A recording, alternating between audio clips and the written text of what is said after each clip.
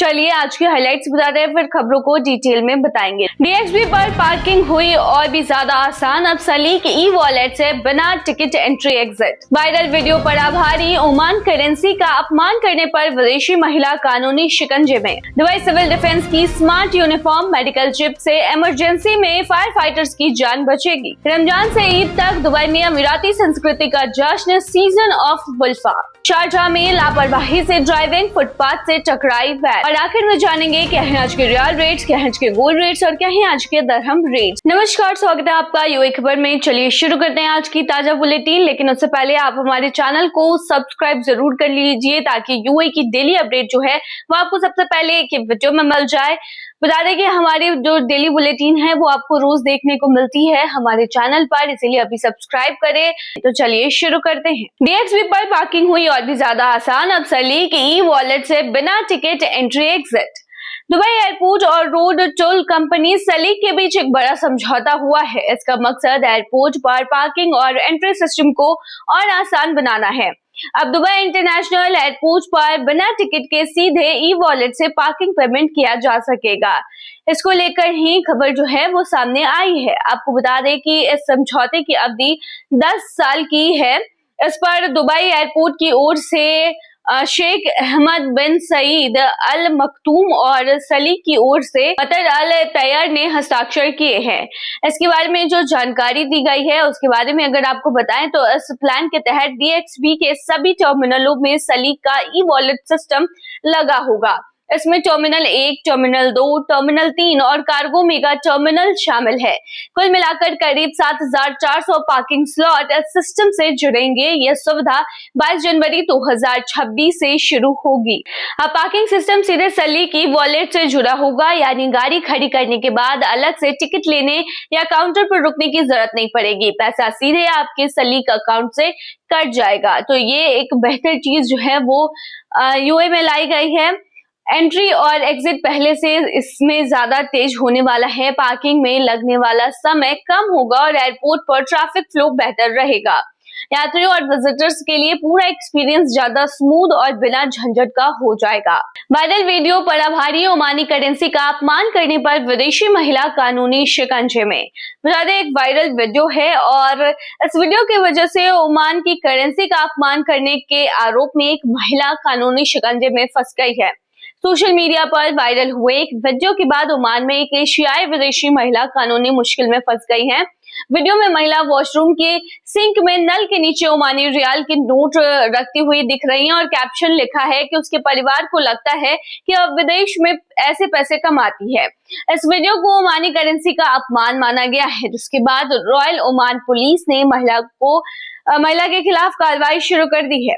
Police ने साफ तौर पर कहा है कि सोशल मीडिया का गलत इस्तेमाल करने वालों को बख्शा नहीं जाएगा। ओमान के कानून के मुताबिक ट्रेड करेंसी का सम्मान बहुत जरूरी है और नोट या सिक्कों को नुकसान पहुंचाना, उनका मजाक उड़ाना या गलत तरीके से उनका इस्तेमाल करना अपराध है। सेंट्रल बैंक ऑफ ओमान भी पहले चेतावनी दे चुका है कि नोटों पर लिखना, उसे मोड़ना, उसे फेंकना या उनसे सजावटी चीजें बनाना गैरकानूनी है। ऐसे मामलों में दोषी पाए जाने पर जुर्माने के साथ साथ जेल की भी सजा हो सकती है। दुबई सिविल डिफेंस की स्मार्ट यूनिफॉर्म मेडिकल चिप से इमरजेंसी फायर फाइटर्स की बचेगी जान। दुबई सिविल डिफेंस अपने फायर फाइटर्स के लिए एक नई और बेहद काम की टेक्नोलॉजी लाने की तैयारी में है। अब उनकी यूनिफॉर्म में स्मार्ट मेडिकल चिप लगाई जाएगी, जिससे इमरजेंसी के वक्त उनकी जान बचाने में मदद मिल सकेगी। बता दें कि दुबई सिविल डिफेंस के commander in chief lieutenant general Rashid Al Matrooshi ने बताया है कि इस चिप को मोबाइल फोन से स्कैन किया जा सकेगा। स्कैन करते ही फायर फाइटर की मेडिकल हिस्ट्री जो है वो सामने आ जाएगी।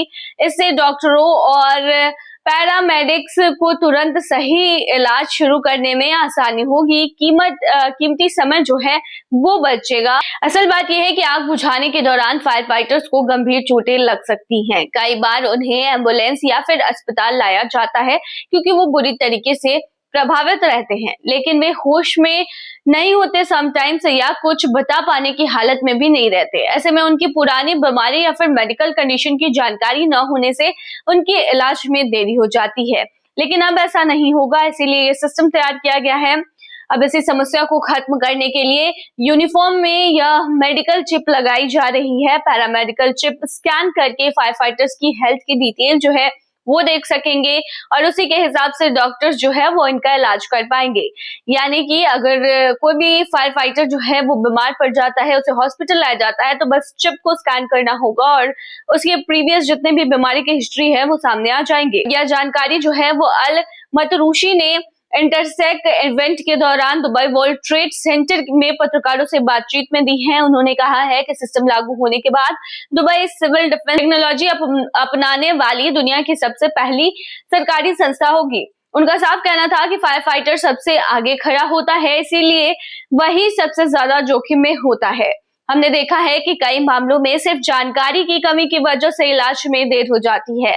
उन्होंने बताया है कि इस आइडिया पर काम 1 महीने पहले ही शुरू हुआ था। टेक्नोलॉजी और चिप पूरी तरीके से तैयार है, बस इसे नए यूनिफॉर्म में फिट किया जा रहा है। सबसे खास बात यह है कि दुबई सिविल डिफेंस इस सिस्टम को दुनिया की दूसरी संस्थाओं के साथ मुफ्त में यानी कि फ्री में शेयर करेगा। ये चीज की भी जानकारी जो है वो देखने को मिली है। अल मतरूशी के शब्दों में उन्होंने कहा है कि हम मुनाफे के लिए नहीं काम करते, हमारा असली फायदा जीवन और संपत्ति की सुरक्षा है, यही हमारा मकसद है। रमजान से ईद तक दुबई में अमीराती संस्कृति का जश्न सीजन ऑफ वुल्फा। दुबई ने अपनी जड़ों और परंपराओं को सेलिब्रेट करने के लिए सीजन ऑफ वुल्फा लॉन्च किया है। इसकी घोषणा दुबई के क्राउन प्रिंस शेख हमदान बिन मोहम्मद बिन राशिद अल मखतूम ने की है। इस पहल की देखरेख शेखा लतीफा बिन्त मोहम्मद कर रही हैं। आपको बता दें कि ये सीजन जो है वो हक अल लैला, रमजान और ईद जैसे खास मौके को साथ लेकर चलता है। मकसद इसका साफ है, परिवारों और पड़ोस को करीब लाना और अमीराती मेहमान नवाजी व संस्कृति की असली खूबसूरती को दिखाना। आपको बता दें कि एक सोशल मीडिया पोस्ट में शेख हमदान ने कहा है कि ये पहल पारिवारिक रिश्तों को मजबूत करती है, मोहल्लों में अपनापन बढ़ाती है और अमीरात की उदारता व सांस्कृतिक विरासत जो है उसको जिंदा रखती है। पूरे दुबई में 30 जगहों पर फैले इस सीजन में सरकारी और निजी साझेदारों के साथ मिलकर 50 से ज्यादा एक्टिविटीज रखी गई हैं। ये सभी लोगों को जोड़ने और साझा आध्यात्मिक व सामाजिक मूल्यों को मजबूत करने में हेल्प करती है, इसीलिए यह बनाई गई है। तो आने वाले दिनों में वैसे भी आपको यूए में बहुत छुट्टी मिलने वाली है। सीजन ऑफ वुल्फा की शुरुआत हक अल लैला से होती है, जो शाबान की 15वीं रात मनाया जाता है। रमजान से करीब 2 हफ्ते पहले यह बच्चों के लिए खास होता है। बच्चे सजे हुए थैले लेकर घर घर जाते हैं, गाने और कविताएं सुनाते हैं और कहते हैं अतुना हक अल लैला, यानी कि इस रात के लिए हमें कुछ दीजिए। घरों में उनका स्वागत मिठाइयों में वो खिलौनों और कभी कभी थोड़े पैसों से किया जाता है। ये रमजान की गर्मजोशी भरी शुरुआत का संकेत है। 10 फरवरी से 19 मार्च के बीच लोग सीजन ऑफ वुल्फा के साथ दुबई में रमजान को खास अंदाज में महसूस कर सकते हैं। रोजा रखने वालों की सहूलियत के लिए काम के घंटे बदल जाते हैं। दिन में शहर जो है वो शांत रहता है, लेकिन सूरज ढलते ही माहौल बदल जाता है। आपको बता दें कि इफ्तार के वक्त परिवार और दोस्त साथ जुड़ते हैं, मस्जिदें और बाजार रोशन हो जाती हैं और पूरी सिटी में एक अलग ही सुकून और रौनक दिखती है। यही एहसास रमजान से ईद तक दुबई को खास बनाता है और सीजन ऑफ वुल्फा उसी को सेलिब्रेट करता है। शारजाह में लापरवाही से ड्राइविंग, फुटपाथ से टकराई वैन। शारजाह पुलिस ने एक वीडियो जारी किया है जिसमें एक सफेद वैन अचानक कंट्रोल खोकर फुटपाथ पर चढ़ जाती है और वहां लगे नीचे साइन बोर्ड से टकरा जाती है। टक्कर के बाद धुएं का गुबार उठता है, जिससे कुछ देर के लिए कुछ भी साफ नहीं दिखता। आपको बता दें कि वीडियो देखकर लगता है कि हादसे के बाद वैन पलट भी सकती थी, लेकिन धुएं की वजह से कुछ साफ पता नहीं चल पा रहा है।